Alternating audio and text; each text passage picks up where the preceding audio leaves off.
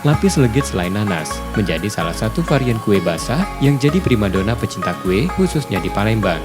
Dibutuhkan kesabaran untuk membuat kue ini, karena adonan dipanggang lapis per lapis, hingga membutuhkan waktu 3 hingga 4 jam. Bahan pembuat lapis legit selai nanas, diantaranya telur yang terpisah kuning dan putihnya, tepung terigu, kental manis, dan gula.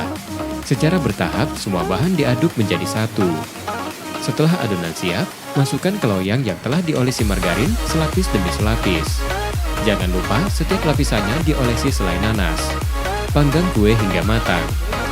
Tekstur empuk padat serta rasa manis dan asam dari selai nanas membuat pecinta kue basah selalu tergoda lidahnya.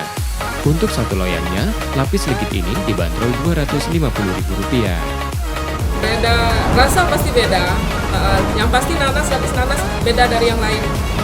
Kalau yang biasa kan yang bolu, yang cuma ada 5 lapis, 6 lapis. Kalau itu tiap lapis pakai selai nanas. Rasanya manis, legit, rasa susu. Gitu.